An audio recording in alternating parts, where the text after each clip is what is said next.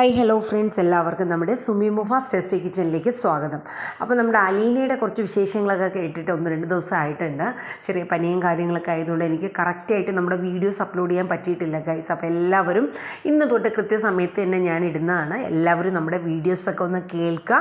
നിങ്ങളുടെ എല്ലാ സപ്പോർട്ടും നമുക്ക് വീഡിയോയ്ക്ക് തരാം കേട്ടോ. അപ്പോൾ നമ്മുടെ രോഹിത് കുറ്റം ചെയ്തിട്ടില്ല എന്നുള്ള സത്യം ശരണ്യയുടെ വായിൽ നിന്നും അലീന മനസ്സിലാക്കിയിട്ടുണ്ട്. ആ അലീന മനസ്സിലാക്കി എന്നുള്ള കാര്യം ശരണ്യയുടെ അച്ഛനും അമ്മയും ഒക്കെ അറിയാണ്. അതുവഴി ശരണ്യയുടെ അച്ഛനൊരു ഭയം തോന്നുകയാണ്. കാരണം ഇനിയിപ്പോൾ ശരണ്യ കോടതിയിൽ ചെന്നിട്ട് ഈ 4 പേരിൽ 3 പേരെ തന്നെ ബലാത്സംഗം ചെയ്തിട്ടുള്ളൂ എന്ന് പറഞ്ഞാൽ കോടതി അത് നിഷേധിക്കും. കാരണം മൊഴി മാറ്റി മാറ്റി പറയുകയാണെങ്കിൽ അതിന് കേസിന് അത്രയും വാല്യൂ ഉണ്ടാവത്തില്ല. അപ്പം അതുകൊണ്ട് അത് പോലീസുകാരെ ബാധിക്കും, അതുപോലെ രാഷ്ട്രീയക്കാരെ ബാധിക്കും. കാരണം പോലീസിനോട് ആദ്യഘട്ടത്തിലും അലീന പറഞ്ഞതാണ്, അലീനയല്ല ശരണ്യ പറഞ്ഞതാണ്, എന്നെ 3 പേരെ പീഡിപ്പിച്ചിട്ടുള്ളൂ. പക്ഷേ പോലീസുകാർ ഒരു കാരണവശാലും ആ 4 പേരുടെ പേരും കൂട്ടിച്ചേർത്താലേ കേസിനൊരു ബലം ഉള്ളൂ എന്നൊക്കെ പറഞ്ഞ് നമ്മുടെ ശരണ്യനെ പിന്തിരിപ്പിക്കുകയാണ്. അതായത് നീ 4 പേര് ഉണ്ടെന്ന് തന്നെ പറയണം.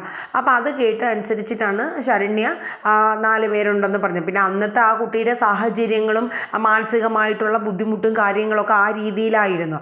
അങ്ങനെ ശരണ്യ അലീനയുടെ അടുത്ത് അലീന ചോദിക്കാണ്ട് തന്നെ ആ ഒരു സത്യം അമ്പലത്തിൽ പോയ സമയത്ത് ശരണ്യ പറയുകയാണ്. അപ്പോൾ ഇതുവഴി രാഷ്ട്രീയക്കാർക്കും പോലീസുകാർക്കും വക്കീലിനും ഒക്കെ ടെൻഷൻ ആവുകയാണ്. കാരണം എന്ന് വെച്ചാൽ രോഹിത്തിൻ്റെ വീട്ടിലുള്ള ഒരാളാണല്ലോ ഈ അലീന. അതുവഴി എന്തെങ്കിലും ഇഷ്യൂസൊക്കെ വന്നു കഴിഞ്ഞാൽ അത് ശരിക്കും എല്ലാവരെയും ബാധിക്കും. പോലീസുകാരെയും അതുപോലെ വക്കീലിനെയും രാഷ്ട്രീയക്കാരെയും ഒക്കെ ബാധിക്കും. പ്രത്യേകിച്ച് ശരണ്യനെയും ബാധിക്കും. അപ്പോൾ അതുകൊണ്ട് ഈ മൊഴി മാറ്റം ഒരിക്കലും പാടില്ല. 4 പേരും മസ്റ്റായിട്ടുണ്ടായിരുന്നു എന്നുള്ളത് തന്നെ വരുത്തി തീർക്കണം എന്നാണ് ഇവർ പറയുന്നത്.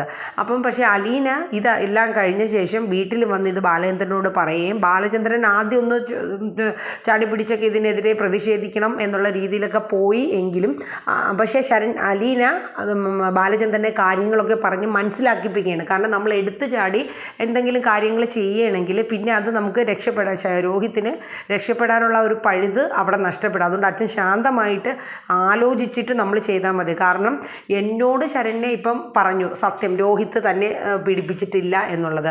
അവൾ കോടതിയിൽ വരുമ്പോൾ അത് പറയുമോ ഇല്ലയോ എന്നുള്ളത് ഉറപ്പെന്താണ്?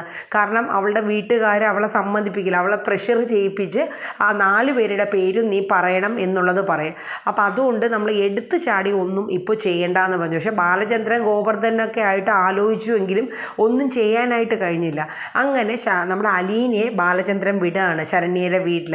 അവിടുത്തെ രീതി എങ്ങനെയാണ്, ശരണ്യ മൊഴി മാറ്റാൻ ചാൻസ് ഉണ്ടോ എന്നൊക്കെ മോൾ ഒന്നും കൂടെ പോയി തിരക്കിയിട്ട് വാന്ന് പറഞ്ഞ് ചെല്ലുകയാണ്. പക്ഷേ അവിടെ അപ്പോഴേക്കും എന്താണ് ശരണ്യയുടെ വീട്ടിലെ സിറ്റുവേഷൻ എന്ന് പറയുന്നത്, ശരണ്യയുടെ അച്ഛൻ നല്ല ഡോസ് കൊടുത്തിങ്ങനെ ശരണ്യയ്ക്ക് ഇനി മേലാൽ അലീനയെ ഈ വീട്ടിൽ കയറ്റുകയോ അവളുമായിട്ട് നീ മിണ്ടുകയോ ഒന്നും വേണ്ട എന്ന് പറഞ്ഞ് ശരണ്യയുടെ അച്ഛൻ ഭയങ്കരമായിട്ട് വഴക്ക് പറഞ്ഞേക്കാണ് ശരണ്യ. ഈ ഒരു സത്യം നീ എന്തിനാണ് അലീനയുടെ അടുത്ത് പറയാൻ പോയത്, അത് നിന്നെയും ബാധിക്കും ബാക്കിയുള്ളവരെയൊക്കെ ബാധിക്കും എന്നും പറഞ്ഞ് കുറേ വഴക്കൊക്കെ പറഞ്ഞു. അങ്ങനെ ശരണ്യനെ കാണാൻ അലീന എത്തിയെങ്കിലും അലീനയെ ആ കോളനിക്കാരുൾപ്പെടെ എല്ലാവരും കൂടെ ചേർന്നിട്ട് അലീനേനെ അങ്ങ് ടോർച്ചർ ചെയ്യണം. അതായത് നീ ഇവിടെ വരണ്ട, നീ നിൻ്റെ വീട്ടിൽ ആ രോഹിത് എന്ന് പറഞ്ഞ പയ്യനെ കേസിൽ അട്ടിമറിപ്പിക്കാൻ വേണ്ടിയിട്ടാണ്, ശരണ്യെ സ്വാധീനിക്കാനാണ് നീ വന്നത് എന്നൊക്കെ പറഞ്ഞ് അങ്ങോട്ട് എല്ലാവരും കൂടെ അലീനയെ അങ്ങ് വളയാണ്. അലീനയ്ക്ക് എന്ത് പറയണം എന്നുള്ളതൊന്നും ഒരു ഉറപ്പില്ല. കാരണം എന്ന് വെച്ചാൽ അലീന പറയണതൊന്നും കേൾക്കാൻ അവർ കൂട്ടാക്കുന്നില്ല. അങ്ങനെ കാര്യങ്ങളൊക്കെ മനസ്സിലാക്കി അലീനയെ അവിടെ നിന്ന് പറഞ്ഞ് വിടുകയാണ്. ശരണ്യ ഒന്ന് കാണാൻ പോലും അവർ അനുവദിച്ചില്ല. പക്ഷേ ശരണ്യ എപ്പോഴും ഗോപൻ അലീനയെ ഇങ്ങനെ കൈ പിടിച്ച് പുറത്ത് തള്ളാനായിട്ട് വന്നപ്പോൾ ശരണ്യ അകത്തു നിന്ന് എഴുന്നേറ്റ് വന്ന അലീന ചേച്ചി ഇവിടെ നിന്ന് പൊക്കോ, ഇവിടെ നിൽക്കണ്ടെന്ന് പറഞ്ഞ് കരഞ്ഞു എന്ന് പറയും. കാരണം ആ കുട്ടിക്ക് ഒന്നും ചെയ്യാൻ പറ്റില്ല. കാരണം വീട്ടിലെ തീരുമാനങ്ങൾ എടുക്കുന്നത് ശരണ്യയുടെ അമ്മയും അച്ഛനും ഒക്കെയാണ്. പിന്നെ ഇതിൽ പൊളിറ്റിക്കലായിട്ടുള്ളവർ നന്നായിട്ട് കളിക്കുന്നുണ്ട്. കാര്യം എന്ന് വെച്ചാൽ ഇതിൻ്റെ പേരിൽ ഒരു ഫണ്ട് രൂപീകരണം, പിന്നെ ശരണ്യയുടെ കുടുംബത്തിന് വേണ്ടിയിട്ട് പുതിയ വീട്, പിന്നെ ശരണ്യയ്ക്ക് ജോലി, അവളുടെ പഠനം, അങ്ങനെ പല പദ്ധതികൾ ആസൂത്രണം ചെയ്തിട്ട് അതിൽ നിന്ന് ഒരു തുക അടിച്ചു മാറ്റി, അതാണല്ലോ പൊളിറ്റിക്കൽ ലെവലിൽ വരുന്നത്. ഒരു ഇൻസിഡൻറ്റ് നടന്നു കഴിഞ്ഞാൽ പിന്നെ അതിൻ്റെ പേരിൽ ബക്കറ്റ് പിരിവ്, അതിൻ്റെ പേരിൽ ഒരു സംഘടന തന്നെ രൂപീകരിക്കപ്പെടും. അങ്ങനെയൊക്കെയുള്ള പല പദ്ധതികൾ പ്രവൃത്തികളും അവർ ആസൂത്രണം ചെയ്യണം. അങ്ങനെ കാര്യങ്ങളൊക്കെ അലീന പ്രതീക്ഷിച്ചതിനേക്കാൾ കൂടുതൽ ഇതായിരുന്നു. അലീനയ്ക്ക് അവിടെ കയറാൻ പോലും പറ്റാത്ത സിറ്റുവേഷൻ. അങ്ങനെ അലീന തിരിച്ചു വന്ന് ബാലേന്ദ്രൻ്റെ അടുത്തൊക്കെ കാര്യം പറയണം. മനുവിൻ്റെ അടുത്തും പറഞ്ഞു ഇങ്ങനെയായിരുന്നു സംഭവങ്ങളൊക്കെ. അങ്ങനെ രേവതി കുട്ടിയുടെ അടുത്തും കാര്യങ്ങൾ പറഞ്ഞു. എനിക്ക് ശരണ്യയെ കാണാൻ പോലും പറ്റിയില്ല, വല്ലാത്തൊരു മാനസികാവസ്ഥയായിരുന്നു. ഇങ്ങനെ ഒരു കേസ് അറിഞ്ഞ് അവരെ വീട്ടുകാർ, അതായത് രോഹിത് നിരപരാധിയാണ് എന്നുള്ളത് ശരണ്യ അലീനയോട് പറഞ്ഞു എന്നുള്ളത് വീട്ടുകാരറിഞ്ഞു. അപ്പോൾ അവർക്കൊരു ഉൾഭയം തോന്നുകയാണ്. അതുകൊണ്ടായിരിക്കാം ചിലപ്പോൾ ഇങ്ങനെ വന്നത്. ഒടുവിൽ ബാലചന്ദ്രൻ ആലോചിച്ചിട്ടൊരു തീരുമാനം എടുക്കുകയാണ്. പണ്ട് നമ്മുടെ അലീനയെ ഇവർ ക്വസ്റ്റ്യൻ ചെയ്യാൻ വേണ്ടി കൊണ്ടുപോയപ്പോൾ പാലായിൽ നമ്മുടെ മാമച്ചൻ്റെ ഒരു റിലേറ്റീവാണല്ലോ, ഒരു DYSP അലീനേനെ നേരിട്ട് വന്ന് അന്ന് സ്റ്റേഷനിൽ നിന്ന് ഇറക്കിയത്. ആ DYSP വഴി എന്തെങ്കിലും ഒരു പഴുത് കിട്ടുകയാണെങ്കിൽ ഒന്ന് കയറി നോക്കിയാലോ എന്ന്. അതായത് ഈ പെൺകുട്ടിയെ ഡയറക്റ്റ് വിളിച്ച് എന്തെങ്കിലും രീതിയിൽ ഇങ്ങനെ മൊഴി എടുത്ത് നോക്കുകയോ അല്ലെങ്കിൽ സത്യാവസ്ഥ എന്താണ് എന്നുള്ളതൊക്കെ ഇങ്ങനെ ഒന്ന് അവർ ആലോചിക്കുകയാണ്. അങ്ങനെ നമ്മുടെ അലീന മാമച്ചനെ വിളിക്കുകയാണ്. മാമച്ചനെ വിളിച്ചിട്ട് ഈ കാര്യങ്ങളൊക്കെ, അതായത് ശരണ്യ തന്നോട് പറഞ്ഞ സത്യവും രോഹിത് നിരപരാധിയാണ് എന്നുള്ളതൊക്കെ മാമച്ചനോട് പറയുകയാണ്. അപ്പം ഇത് മനസ്സിലാക്കിയ മാമച്ചൻ പറഞ്ഞു നമുക്ക് എന്താ വേണ്ടതെന്ന് വെച്ചാൽ ആലോചിച്ച് ചെയ്യും. അങ്ങനെ നമ്മുടെ ബാലചന്ദ്രനും നമ്മുടെ അലീനയും കൂടെ മാമച്ചൻ്റെ വീട്ടിലോട്ട് ചെല്ലുകയാണ്. അങ്ങനെ അവരെല്ലാവരും കൂടെ ചേർന്ന് ആലോചിക്കണം ഇതിനെന്താ ചെയ്യണം. അപ്പം മാമച്ചൻ പറയുന്നത് എന്തൊക്കെ നമ്മളിപ്പോൾ ചെയ്യാനായിട്ട് ഇറങ്ങിയിരുന്നാലും ഈ കുട്ടി കോടതിയിൽ വരുമ്പോൾ മൊഴി മാറ്റി പറയണം. അതായത് 4 പേരെന്നുള്ളത് 3 പേരെ തന്നെ ഇങ്ങനെ പീഡിപ്പിച്ചിട്ടുള്ളൂ എന്നുള്ള സത്യം ഈ ശരണ്യ എന്ന് പറയുന്ന കുട്ടി പറഞ്ഞെങ്കിൽ മാത്രമേ നമുക്കിതിൽ എന്തെങ്കിലും ചെയ്തിട്ടും കാര്യമുള്ളൂ. ഇപ്പോൾ DYSP ഉണ്ടായിട്ട് കാര്യമൊന്നുമില്ല. ആ കുട്ടി അതിലെ പ്രതി, അതായത് ഇതിലെ പീഡനത്തിനിരയായ കുട്ടി പ്രതികൾ എത്ര പേരാണ് എന്നുള്ളത് കൃത്യമായിട്ട് പറയണതാണ് കോടതി കണക്കിലെടുക്കുന്നത്. അപ്പോൾ അന്നേ ദിവസം ഇവർ 3 പേരാണ് തന്നെ പീഡിപ്പിച്ചതെന്നും രോഹിത്തിനെ അടിച്ച് അവിടെ നിർബന്ധിച്ച് നിർത്തുകയും ബാത്റൂമിൽ അടച്ചിടുകയൊക്കെ ചെയ്ത കാര്യങ്ങളൊക്കെ അലീനയോട് പറഞ്ഞ രീതി അങ്ങനെയാണ്. അതുപോലെ തന്നെ കോടതിയിൽ പറയുകയാണെങ്കിൽ ഒരു പക്ഷേ രോഹിത്തിൻ്റെ നിരപരാധിത്വം തെളിയിക്കാനായിട്ട് കഴിയും. അപ്പോൾ അതിനെക്കുറിച്ചുള്ള കാര്യങ്ങളൊക്കെ അവരിങ്ങനെ ആലോചിക്കണം. മാമച്ചൻ വഴി DYSPയെ കോണ്ടാക്റ്റ് ചെയ്തിട്ട് എന്തെങ്കിലും ഒരു വഴി അദ്ദേഹം പറഞ്ഞു തരുന്ന അനുസരിച്ചിട്ട് ഒരു വഴി കിട്ടുമോ ഇല്ലയോ എന്നുള്ളത്. അപ്പോൾ ഇതിൻ്റെ ഇടയിൽ നമ്മുടെ വൈജയന്തി ആണെങ്കിൽ ആ ബേബി എന്ന് പറഞ്ഞൊരു ബ്രോക്കർ വഴി ഒരു വീടൊക്കെ സെറ്റ് ചെയ്യണം. അതായത് ഫർണിച്ചറോട് കൂടിയ വീട്. അപ്പം വീട് ഫോണിൽ റൂമും കാര്യങ്ങളൊക്കെ കാണിച്ചു കൊടുക്കുകയാണ്.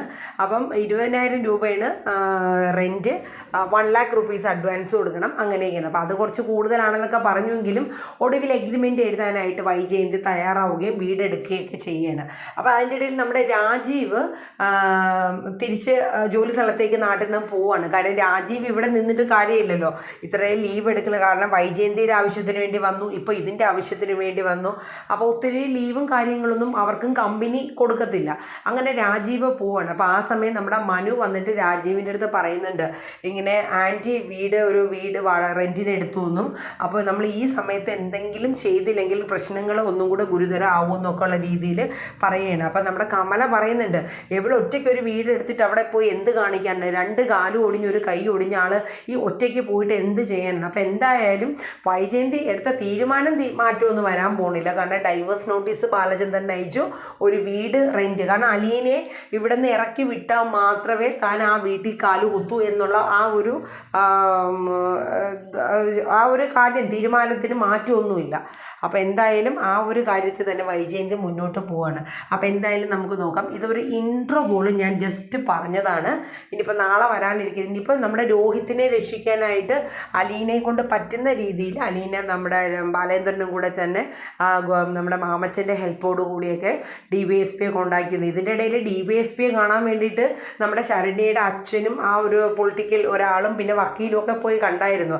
കാരണം വെച്ചാൽ കേസ് അട്ടിമറിക്കാൻ ശ്രമിക്കുന്നത്. DYSPക്ക് യഥാർത്ഥത്തിൽ അറിയാം ഈ രോഹിത് നിരപരാധിയാണെന്നും, പക്ഷെ ആ പയ്യൻ്റെ പേരും കൂടെ ഇവർ ഇതിൽ എഴുതി ചേർത്തതാണെന്ന്. അപ്പോൾ അത് ഇനി മാറ്റി പറയാൻ പറ്റില്ല. അപ്പോൾ അതുകൊണ്ട് പ്രത്യേകം ശ്രദ്ധിക്കണമെന്നൊക്കെ പറഞ്ഞ് മുകളിൽ നിന്നൊക്കെ വിളിച്ച് പറഞ്ഞൊക്കെ കാര്യങ്ങൾ റെഡിയാക്കി വെച്ചൊക്കെയാണ്. അപ്പോൾ എന്തായാലും നമുക്ക് നോക്കാം നമ്മുടെ മഴതോറും മുമ്പേ സീരിയലിൻ്റെ ഒരു റൂട്ട് മാപ്പ് എങ്ങനെയൊക്കെയാണ് എന്നുള്ളത്. നമ്മുടെ രോഹിത്തിന് ജാമ്യം കിട്ടുമോ, അപ്പോൾ അതിന് വേണ്ടിയിട്ട് എന്ത് പഴുതാണ് ഇനിയിപ്പോൾ അലീന ബാലേന്ദ്രനും കൂടെ ശ്രമിച്ച് തയ്യാറാക്കുന്നതെന്നൊക്കെ നമുക്ക് നോക്കാം അല്ലേ. അപ്പോൾ എല്ലാവരും നമ്മുടെ വീഡിയോസൊക്കെ കേട്ട് ഇഷ്ടപ്പെടുകയാണെങ്കിൽ ഒരു കുഞ്ഞ് ലൈക്ക് അടിക്കാൻ മറന്നുകൊണ്ട് കേട്ടോ. അതോടൊപ്പം അതോടൊപ്പം നിങ്ങളുടെ ലൈക്കിനൊപ്പം ഒരു ഹൈപ്പും കൂടെ നിർബന്ധമായിട്ടും വേണം. അതോടൊപ്പം നമ്മുടെ കറക്റ്റ് ടൈമൊന്നുമല്ല ഇപ്പോൾ വീഡിയോസ്. അപ്പോൾ അഭിപ്രായങ്ങളൊക്കെ എന്തെങ്കിലും ഉണ്ടെങ്കിൽ ഒന്ന് കൃത്യമായിട്ട് രേഖപ്പെടുത്തുക കേട്ടോ. അപ്പോൾ നമ്മുടെ ചാനൽ എല്ലാവരും ഒന്ന് സപ്പോർട്ട് ചെയ്യണേ. അപ്പോൾ ഇത്രയേ ഉള്ളൂ. നല്ലൊരു ശുഭദിനം പറഞ്ഞുകൊണ്ട് നമ്മുടെ മഴതോരും മുമ്പേ സീരിയലിൻ്റെ പ്രൊമോ ഇൻട്രോ ഇവിടെ വൈൻഡപ്പ് ചെയ്യാണ്. Tata bye bye, take care, thank you.